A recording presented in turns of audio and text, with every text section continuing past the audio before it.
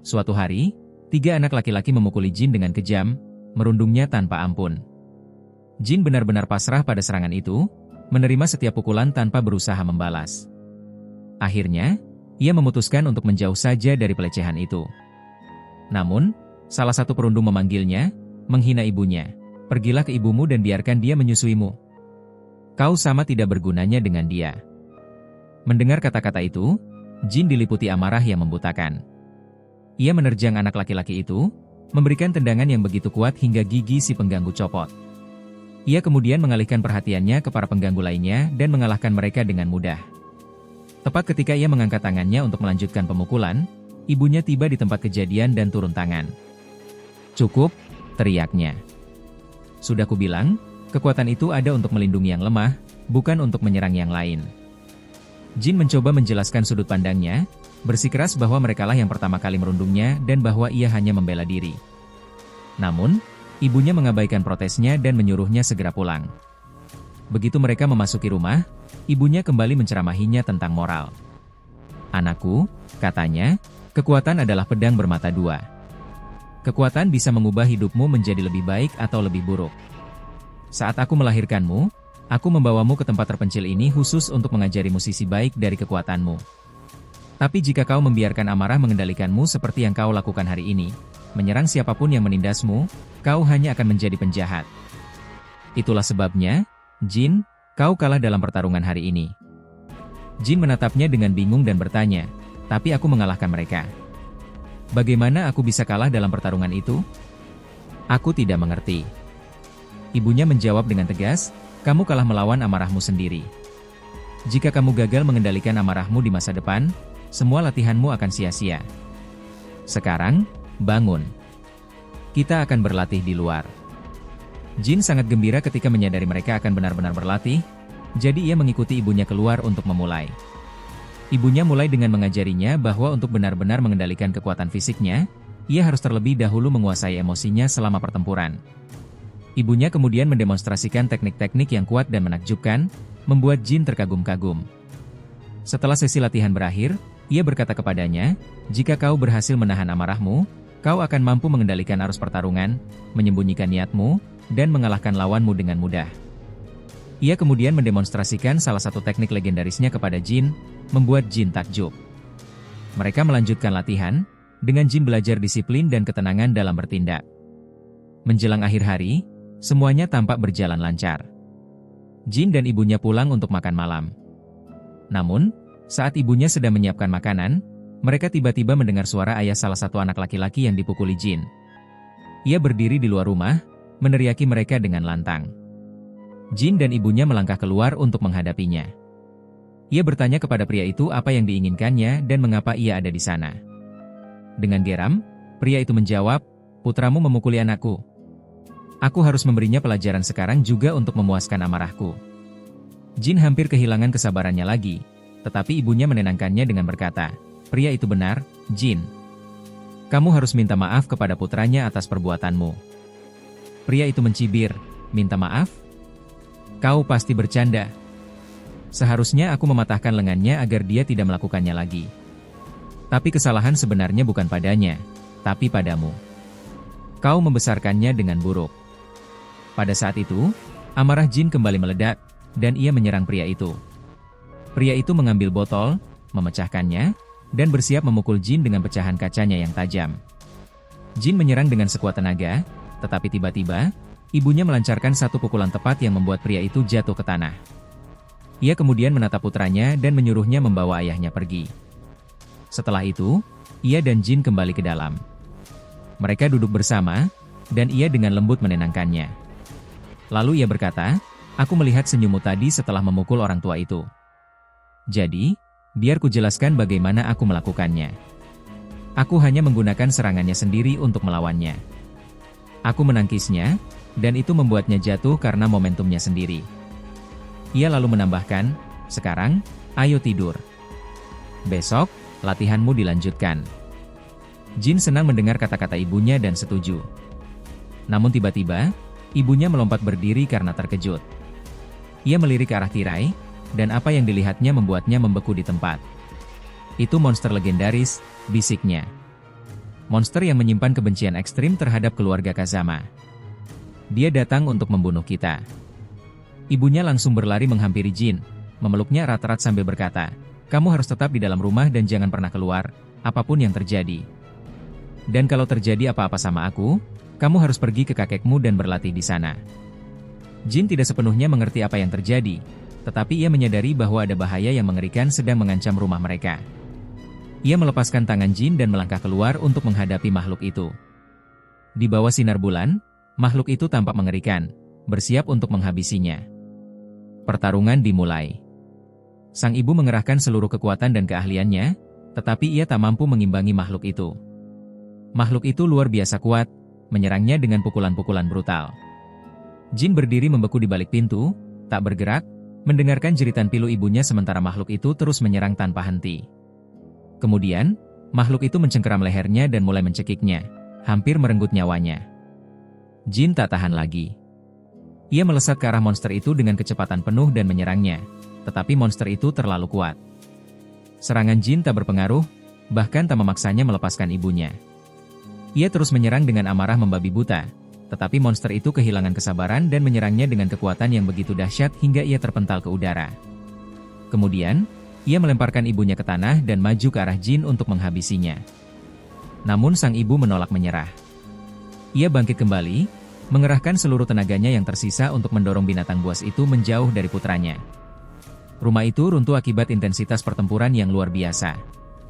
Sang ibu jatuh ke tanah sementara binatang buas itu terus bergerak ke arah Jin, berniat membunuhnya. Meskipun terluka, ia bangkit untuk ketiga kalinya. Ia menolak menyerah dan mengarahkan jarinya ke monster itu sambil berkata, "Serang aku." Sang monster, yang murka karena pembangkangannya, menyerangnya dengan kekuatan penuh, siap untuk melenyapkannya sepenuhnya. Namun, sang ibu melihat pipa di dekatnya, dan sebuah ide muncul di benaknya. Ia bergerak cepat, menghindari serangan monster itu, lalu menyerang balik secara tiba-tiba. Ia meraih lengan monster itu dan menahannya. Di saat-saat terakhirnya, ia teringat Jin dan berbisik, "Jaga dirimu." Lalu, dia tewas dalam kobaran api. Ketika pertempuran berakhir, Jin bangkit dari reruntuhan, mati-matian mencari ibunya, berharap menemukannya masih hidup atau setidaknya menemukan jejaknya. Namun, nihil. Saat itulah ia menyadari bahwa ibunya telah tiada selamanya. Ia diliputi duka, tetapi itu bukan sekadar duka, itu adalah awal dari babak baru dalam hidupnya, bab pembalasan dendam. Jauh di lubuk hatinya, ia bersumpah tidak akan pernah membiarkan pembunuh ibunya hidup damai. Ia tidak akan pernah memaafkannya, selamanya.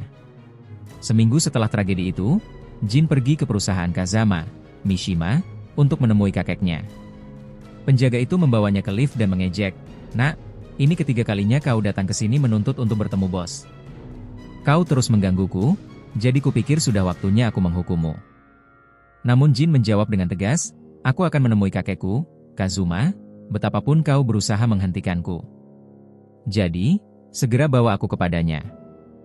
Mendengar kata kakek, penjaga itu ragu sejenak sebelum akhirnya membawa Jin ke lantai atas tempat kakeknya menunggu. Namun, pria tua itu tidak menunjukkan rasa hormat kepada Jin. Ia malah mencibir dan berkata, "Apa yang membawamu ke sini, dasar bocah tak berguna?" Jin menjawab, suaranya dipenuhi rasa sakit, "Seekor monster menyerangku dan ibuku di hutan. Monster itu membunuhnya tepat di depan mataku, dan aku tak bisa berbuat apa-apa untuk menyelamatkannya. Tapi sebelum dia meninggal, permintaan terakhirnya adalah agar aku menemukanmu dan meminta pelatihanmu. Jadi aku datang ke sini untuk memenuhi permintaan terakhirnya." Setelah mendengar cerita itu, sang kakek terkesan dengan tekad Jin. Ia berkata, "Baiklah. Aku akan melatihmu sampai kau cukup kuat untuk menghadapi monster itu dan membalaskan dendam ibumu. Tapi kekuatanmu sungguh menyedihkan. Kau harus segera belajar bertarung." Jin ragu-ragu, lalu berkata, "Aku belum siap. Dan ibuku bilang jangan pernah memulai pertengkaran dengan siapapun." Tiba-tiba, lelaki tua itu menyerangnya tanpa peringatan dan berkata, "Baiklah, pertarungan telah dimulai. Tunjukkan padaku apa yang kau punya." Menyadari tak punya pilihan lain, Jin menerima tantangan itu dan langsung bertarung. Sang kakek melanjutkan latihan keras Jin hingga ia benar-benar kelelahan dan tak bisa bergerak lagi.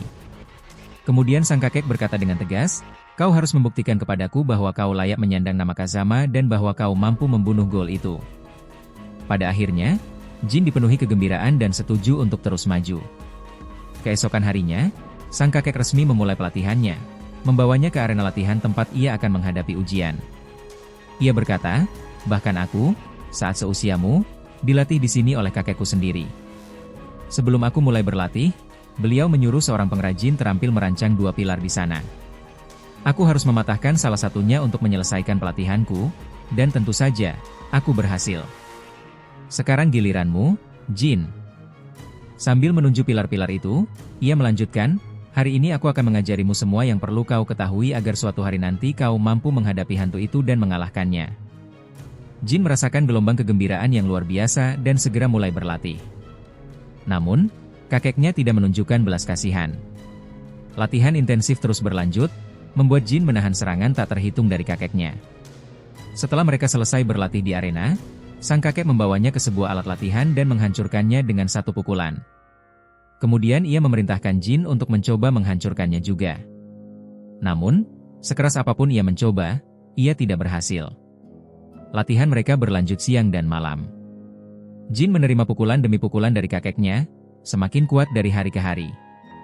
Suatu hari, sang kakek meletakkan sebuah batu di hadapan Jin dan memerintahkannya untuk memecahkannya. Jin, dengan tekad bulat, mempersiapkan diri dan melancarkan pukulan kuat ke batu itu, tetapi batu itu bahkan tidak retak. Kemudian, sang kakek meletakkan setumpuk batu di hadapannya dan, dengan satu pukulan tinjunya, menghancurkan semuanya dalam sekejap.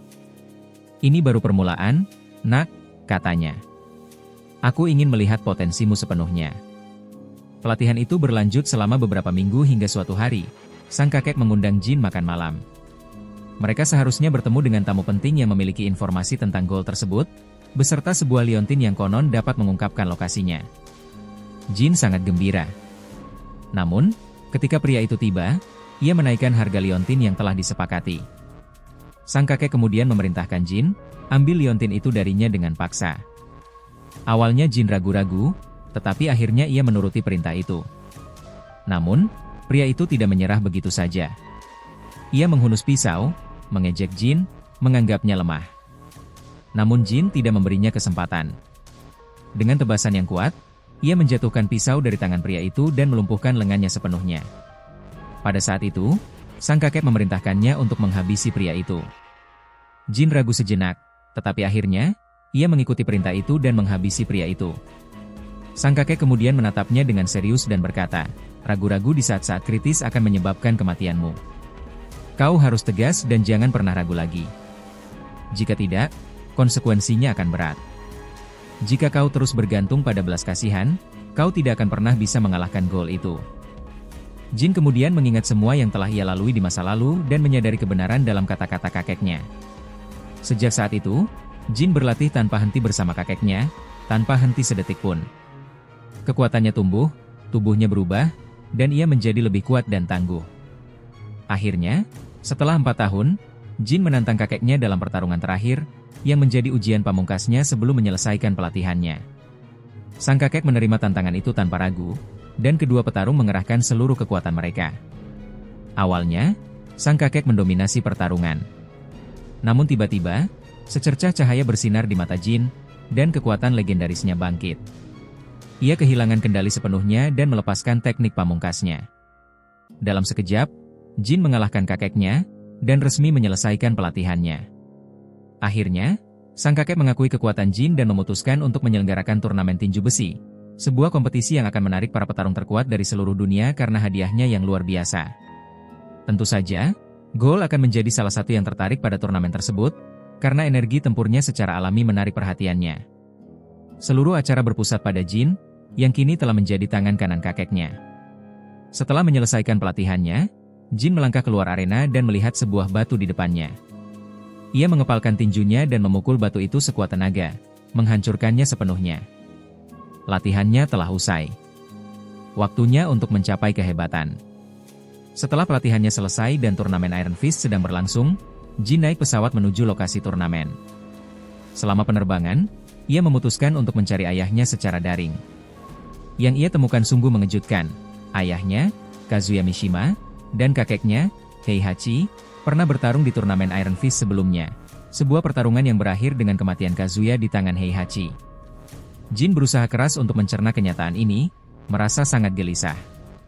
Setibanya di tempat tujuannya, ia disambut oleh seorang pramugari yang mengantarnya ke lokasi turnamen bersama beberapa peserta lainnya. Ia bertemu kembali dengan seorang teman lama, Ho Arang, dan mereka mulai mengobrol dengan ramai. Semua orang naik kendaraan yang membawa mereka ke lapangan turnamen. Selama perjalanan, Jin menonton video di ponselnya tentang pertempuran legendaris antara kakek dan ayahnya. Ho Arang, yang terpukau oleh rekaman itu, berseru, "Pertempuran yang epik." Tapi Heihachi tidak menunjukkan belas kasihan dan membunuh orang itu dengan sangat brutal. Tak satu pun dari mereka menyadari bahwa para petarung dalam video itu sebenarnya adalah keluarga Jin. Ho Arang kemudian menceritakan kepadanya tentang kekuatan peserta lain, termasuk Paul Phoenix, seorang pria berambut pirang di kursi depan yang dikenal karena bakat bertarungnya yang legendaris dan kekuatannya yang luar biasa. Akhirnya, mereka tiba di lokasi, sebuah arena luas yang terbengkalai. Jin segera menghampiri tuan rumah dan menanyakan kakeknya. Ia menunjuk ke puncak arena tempat Heihachi berdiri. Jin langsung menghampirinya dan bertanya, "Akankah Goul, Ogre, itu benar-benar muncul? Dan apa yang kau lakukan untuk memancingnya ke sini?" Heihachi menjawab, "Ogre tertarik pada energi tempur yang kuat di tempat ini. Begitu pertarungan dimulai, ia akan muncul. Tugasmu adalah memenangkan setiap pertarungan agar kau siap menghadapinya." Jin langsung setuju, tetapi rasa ingin tahunya mengalahkannya. Ia bertanya tentang pertempuran masa lalu antara Heihachi dan ayahnya. Heihachi menolak menjawab, dan mengabaikannya, "Kau mengkhawatirkan hal-hal yang tidak perlu kau ketahui sekarang." Ia pun pergi, meninggalkan Jin. Saat Jin hendak pergi, seorang pria misterius muncul, menghalangi jalannya. "Heihachi telah menghancurkan hidupku sepenuhnya," geram pria itu. "Aku harus menghancurkan semua orang yang berhubungan dengannya, termasuk kau." Jin mencoba berjalan melewatinya, tetapi pria itu memukulnya dengan keras, membuatnya terhuyung mundur. Teringat kata-kata ibunya, Jin menahan amarahnya. "Kita selesaikan ini di ring," katanya, sambil melangkah hati-hati untuk menghindari serangan mendadak. Pria itu tidak mengikuti. Dari kejauhan, Heihachi mengamati semuanya. Ia menginstruksikan asistennya, Nina Williams, untuk mengatur pertandingan antara Jin dan pria itu keesokan harinya. Nina mengangguk. Kemudian, Jin melihat seorang gadis di antara para petarung. Ia menghampirinya, bertanya apakah ia tahu tentang pertempuran antara Heihachi dan putranya. Gadis itu menjawab dengan dingin, "Ini sesuatu yang tidak bisa aku campuri. Kalau kau terus ikut campur dalam urusan keluarga Mishima, kau hanya akan merugikan dirimu sendiri." Ia pun pergi. Namun, Paul Phoenix, yang mendengar percakapan itu, menghampiri Jin. "Ikut aku," katanya. Jin, terkejut, setuju. Paul menjelaskan apa yang terjadi. Kazuya, ayah Jin, telah memenangkan ronde pertama dan menjatuhkan Heihachi dari tebing. Namun Heihachi selamat, memanjat kembali, meremukan putranya, dan menang. "Apakah dia benar-benar membunuhnya?" tanya Jin cemas. "Aku tidak melihatnya langsung membunuhnya," jawab Paul, "tapi itu kata semua orang. Pokoknya, jangan terlalu ikut campur. Fokus latihanmu. Pertandinganmu besok." Mereka berjabat tangan dan berpisah. Jin langsung menuju kantor Heihachi. Asistennya mencoba menghentikannya, tetapi Jin memaksa masuk. Ia menghampiri kakeknya dan bertanya langsung, "Kau membunuh ayahku atau tidak?" Heihachi menjawab, "Ya. Ayahmu seorang petarung yang kuat, tapi ia dikuasai iblis. Aku tak punya pilihan selain membunuhnya." "Apa maksudmu?" tanya Jin. Heihachi menjelaskan bahwa Kazuya memiliki gen iblis, yang telah menguasainya sepenuhnya. Gen ini menarik Ogre ke inangnya selama pertempuran. Itulah sebabnya Ogre datang dan membunuh ibumu. "Tapi bagaimana Ogre muncul di hadapanku jika aku tidak memiliki gen ini?" tanya Jin bingung. "Kau memang memilikinya," jawab Heihachi. "Buktinya adalah kau melawan seseorang hari itu, yang menarik Ogre ke lokasimu. Itulah yang menyebabkan kematian ibumu." Ingatan Jin kembali membanjiri. Ia teringat saat melawan para pengganggu tepat sebelum Ogre muncul. "Aku membawamu ke sini untuk melawan Ogre dan memancingnya ke turnamen ini," lanjut Heihachi. "Kau harus memfokuskan seluruh kekuatanmu dan tetap sadar, kalau tidak, kau akan mati." Jin merasakan gelombang tekad. Baiklah. Situasinya akan menjadi menegangkan. Keesokan harinya, Jin sedang menunggu pertandingannya ketika seorang gadis baik hati bernama Ling Xiaoyu menghampirinya. "Kenapa kamu duduk di sini? Lawanmu sudah ada di atas ring." Terkejut, Jin bertanya, "Siapa lawanku?" "Itu Ganri, atau petarung serupa yang tersirat sebagai Smith dalam teksmu," jawabnya. Jin menyadari bahwa pria itulah yang menyerangnya kemarin. Ia bergegas kering. Suasana menegangkan, dan penonton menyaksikan dengan penuh semangat.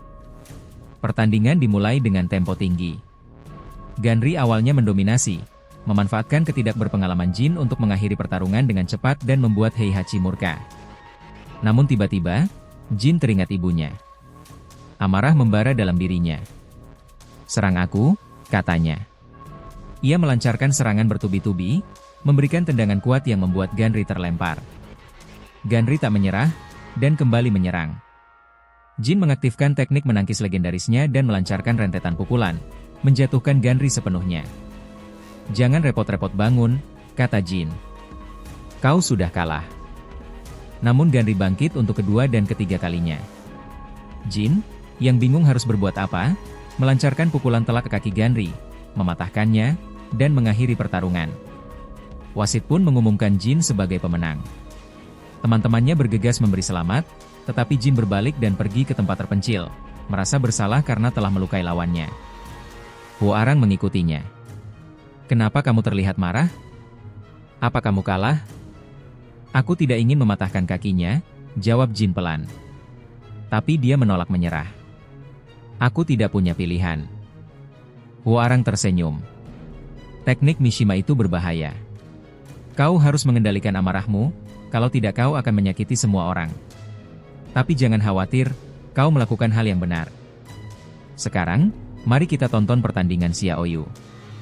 Tibalah saatnya bagi Xiaoyu untuk menghadapi Nina Williams. Xiaoyu tampak penuh energi. Jin bertanya kepada Heihachi, "Bagaimana kau bisa membiarkan seorang gadis SMA ikut serta dalam pertarungan brutal seperti itu?" Heihachi menjawab, "Kamu juga SMA. Tidak seperti kamu, Xiaoyu menggunakan keterampilan dan kemampuannya membaca pertempuran. Perhatikan dan pelajarilah." Xiaoyu dengan lihai menghindari serangan Nina, bergerak lincah. Nina gagal mendaratkan serangan hingga ia melepaskan teknik terkuatnya, mencekik Xiaoyu. Penonton menyaksikan dengan cemas. Namun Xiaoyu tak menyerah. Ia berputar cepat, menyerang Nina dengan gerakan secepat kilat, melompat ke bahunya, dan membantingnya ke tanah dengan gerakan pamungkas. "Mimpi indah, Nina," bisiknya. Xiaoyu menang. Jin sangat terkesan. Kemudian, Jin mengunjungi kamar Ganri untuk memeriksanya. Ganri terkejut. "Orang yang mematahkan kakiku sedang memeriksaku? Apa ada yang rusak di otakmu? Kamu perlu mengubah gaya bertarungmu," saran Jin. Ganri mendengus. Tentu saja, seekor anjing yang menuruti perintah Heihachi akan berkata begitu. Jin mencoba membantah, tetapi Heihachi muncul. "Kembali berlatih, Jin," perintahnya. Ia menoleh ke Ganri dengan nada mengejek, "Ketika seekor anjing kalah, aku seharusnya tidak mendengarnya menggonggong lagi." Heihachi menarik Jin ke samping. "Jika kau ingin membalaskan dendam ibumu, hilangkan semua kelemahanmu. Jangan pernah tunjukkan lagi." Jin bersiap untuk pertandingan berikutnya melawan temannya, Huarang. Awalnya, Jin mencoba menahan amarahnya, mengingat ibunya. Namun, ia teringat kata-kata Heihachi, "Setiap lawan yang kau kalahkan akan membawamu lebih dekat kepada Ogre." Semangat juangnya pun menyala. Aura merah muncul dari tubuhnya, memberinya kekuatan luar biasa. Jin mengalahkan Huarang. Heihachi mengira Jin akan menghabisinya, tetapi Jin mengulurkan tangannya kepada Huarang. "Kau kalah, kawan. Ayo pergi." Amarah membara di hati Heihachi atas belas kasihan Jin. Kemudian, pertarungan yang sangat dinantikan antara Xiaoyu dan King dimulai. King mendominasi sepenuhnya, melancarkan serangan tanpa henti. Namun Xiaoyu kembali fokus dan membalas. Namun, King dengan sigap bangkit, meraih Xiaoyu, memutarnya, dan memberikan pukulan telak ke kepalanya. King menang. Terima kasih telah menonton sampai titik ini. Ini belum akhir. Untuk kelanjutannya silakan like dan subscribe dan nantikan. Kami punya video lainnya untuk Anda. Silakan klik video sebelah kiri atau kanan dan nikmati.